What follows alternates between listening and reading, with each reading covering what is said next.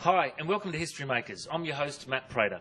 Today we're speaking with Brett and Matt from Alabastar Box. These guys started out on the Gold Coast several years ago and are now just hitting the big time in the States.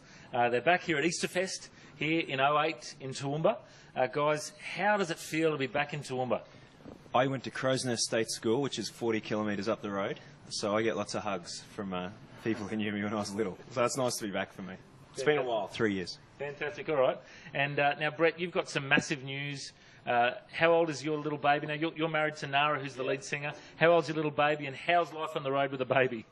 Our little baby is 9 weeks old, actually today, I think. So we've actually, it's quite crazy. We've been in New Zealand for 10 days touring already, so we've had a little bit of a test, but trying to survive touring on a lot less sleep right now. And but it's amazing. I love being a dad. It's the coolest thing ever. Fantastic. Well, you know, I've got a little baby too, and I'm actually interested in the birth. You know, so have you got any, you know, any stories for us? You know, was it a long labour? You know. This is going to be great TV just to start. The first thing I'd like to say is I thank the Lord daily now that I'm a man since that day. It wasn't probably the easiest of births. It was a long couple of days actually. But you know, after all said and done, once you got the boy in your arms, that's quickly forgotten. So. Now, when my baby was born, we burnt our own CD and had it playing in the hospital. Did you have Alabastar Box, We Will Not Be Silent, playing in the background? There would have been lots of silence, wouldn't it? I'm actually trying to play that at night for him about 3 in the morning, and I think he's picked up on the We Will Not Be Silent about 3, 5 and 1 at this stage. So. Fantastic. All right. Now, we should talk about this. The new single has just been released in Australia recently, We Will Not Be Silent, and also in the States it's hitting the market over there as well. Tell us about the new album. How did it come about? Who does most of the songwriting, and how do the songs come, etc.? We started recording it. It's the quickest record we've ever made. It was 4 years since our last one, so we were due. We recorded in Nashville with 3 of the most brilliant producers.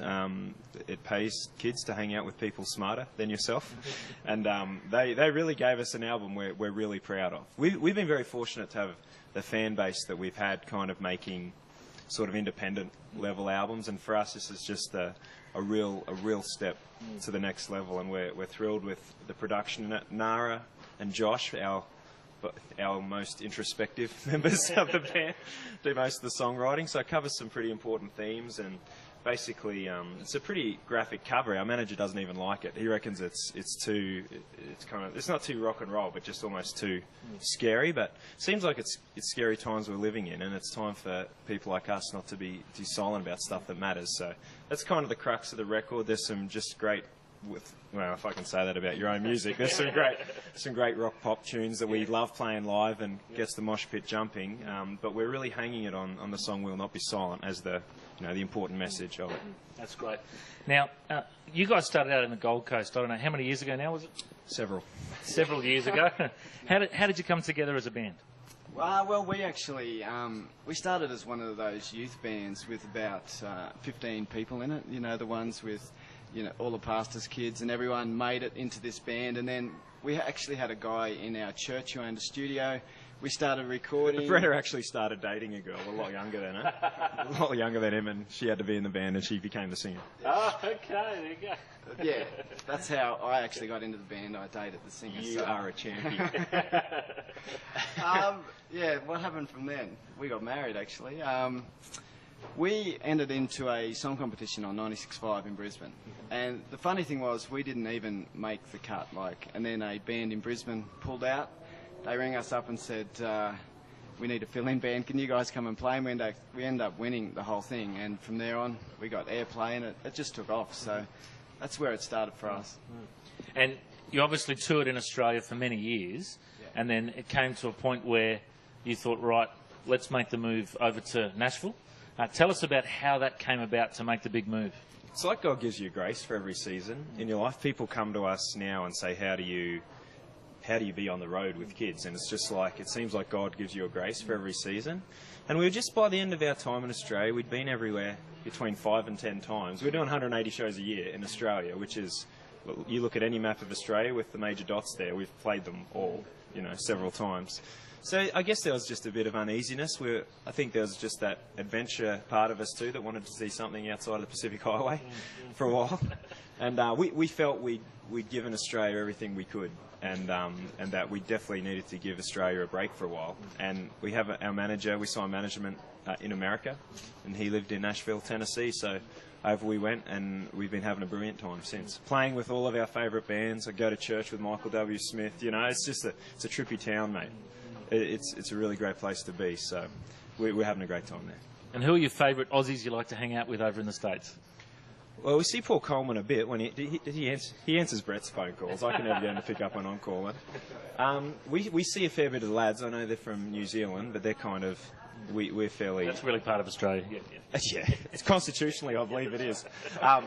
We get on with them pretty well, and they'll play cricket with us and entertain us a lot. Now, other Aussies. What about Rebecca St James? Do you want to tell us the whole story? Because the small bones. Do you want to tell us a bit about the history of Christian music? Like Family in Queensland was one of the biggest Australian bands. Tell us all the family history there. Oh, well, back in the day, Dad was in a band, a three-piece band. They kind of did Crosby, Stills and Nash-ish harmonies, and they rocked it. They were kind of, I think, the first Christian band. They were actually pretty much the first Christian record you could buy from an Australian band, really. So they sold a ton of records just on the basis of that. They're very entertaining guys. My dad was in that with two other guys, the Truscott boys. And then my dad's brother, David, managed the band. He used to promote all the Christian concerts in Australia. So if you ever saw Striper or Petra in the 80s, it was David Smallbone, my uncle, who promoted those shows, and Amy Grant, whoever was here, he promoted it pretty much. And Uncle Dave, he has his eldest daughter is Rebecca, Rebecca Smallbone didn't cut it, so Rebecca St James was decreed by Forefront Records. I actually remember a Rebecca Jean CD coming out where she did The Power of Your Love, Darlene Check. Oh, beautiful stuff. Anyway. Yeah, I wouldn't bring that up with Beck if you ever interview her. So she did. So Rebecca is Uncle Dave's eldest, and I played bass for her a bit when I was 19, and after that kind of gave me the confidence that maybe I could play bass a bit. So I came back, finished off university, and my brother saw Alabastar Box play without a bass player and thought I'd give him a call, and been doing that since. Wow. And tell me, just on the bass playing thing, there's a massive photo of Phil Joel over here with the long, Is he kind of like your mentor in bass playing? Is that, It's funny, I was having coffee with Phil in a Starbucks in Franklin, and he just left the Newsboys, and he says, have they talked to you about joining? Like, maybe none had even noticed. That's what we played the last show that Phil did with the Newsboys, and we just got smashed, man. It's like, I can usually lean on my accent and my hair in America. He just killed me all over. I was dead. I had nothing to offer the crowd that night. Oh, that's great. All right, now tell us a little bit more about the future for Alabastar Box. Have you got some big gigs coming up, some big concerts coming up in the States? Yeah, we got tons of stuff. We're busy all summer, and which is coming up pretty soon. We won't actually be home for 8 weeks, so we're all over the place. Lots of stuff in Michigan and kind of covering. We've seen most of America. We saw 35 states in our first year. Yeah, so we've got some big shows coming up. We're touring with the Newsboys in Australia over the next little while, which will be really cool. We're looking forward to that.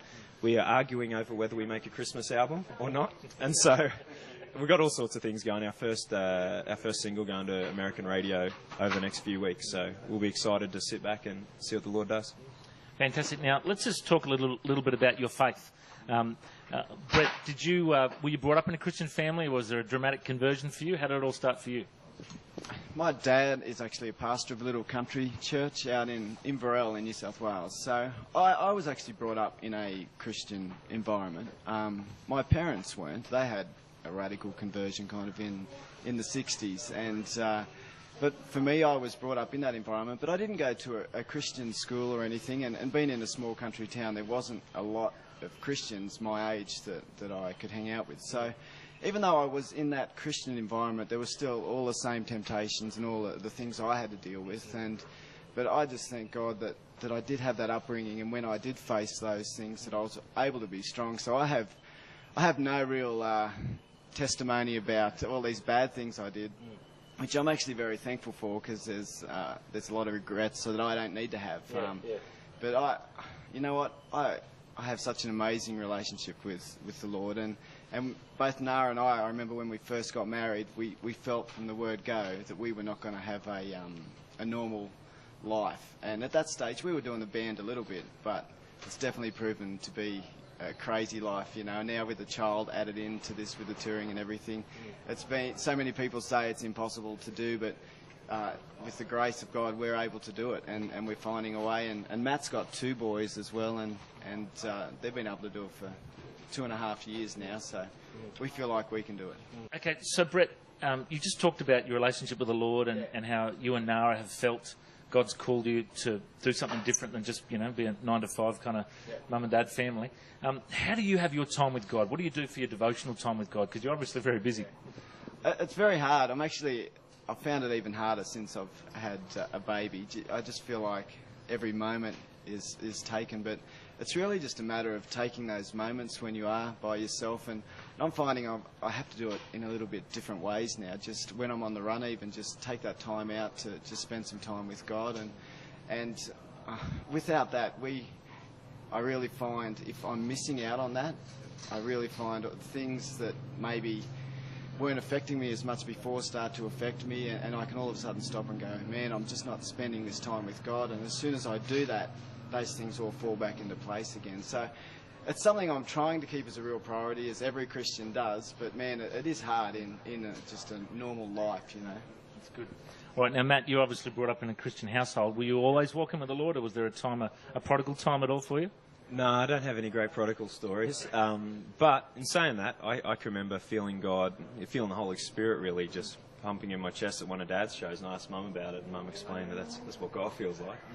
So I remember that as a little guy, but I actually went on a camp at the age of 16. It's like the Emmaus movement. It's called Chrysalis. It's a pretty structured old camp, and a lot of it's really dry.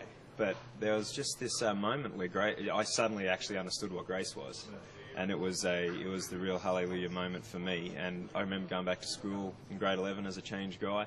Not that, I mean, I don't understand who gets to heaven and not, you know. And I think I was probably all right before then. But it was fairly motivating to really get a grip on grace. And that happened at 16. I feel that was a turning point for me. Now, Matt, what would you say? Like, there might be people listening to this or watching this that are thinking, you know, I'm so far away from God, I need to get my life right with God. Yeah. And what would you say to those people now? Well, it's pretty easy. It's the great thing about serving a real God and a miraculous God is that it's only one question away. You know, I believe that there's a choice to be made about God. Some people think everything just kind of happens, and my theologies are starting to take shape as I get older, and I really think there's some big decisions to be made, and that I don't think God ever leaves us. I think sometimes He may seem to remain quiet for a while. I'm not sure why, but I think ultimately God's going to come and save the day, and if you're seriously seeking Him, you're not going to be left in the dark. But sometimes you actually need to get quiet and get away from things. When you're really seeking God, there's no point surrounding yourself with noise because that just doesn't seem to be when God appears. All right, now, we should wrap it up in a moment, but, you know, there's been a bit of talk about, you know, who's the best ever Easterfest, you know, band that, you know, you guys have been here 7 out of 10 Easterfest, or AGMFs now, you know. Yeah. You guys have to be up there. The event formerly known as AGMF. Yeah, that's right, yeah. It's good. It's Easterfest now. But, you know, I mean, there's been we've talked about Claire Hazard. She was here a fair bit, but not as much as you guys. Compliments of Gus, they've been around, but not as good as you guys. Do you think you're at the top? Do you think you've reached, you know? I'd like to think we're top 5. Top 5? Okay. I don't know. I mean, we live in America now. In America, you're allowed to say how awesome you are. And yeah. We're adapting to Australia, so, look, we just be grateful to be in the top 100. That's good. All right, guys, if people would like to find out more about Alabastar Box, is there a website they can go to? Alabastarbox.com and MySpace/AlabastarBox. What about Facebook? You on Facebook yet? We are. We still don't know how to use it properly. All right, guys, I reckon you're certainly history makers. Thank you so much for joining us. Thank you.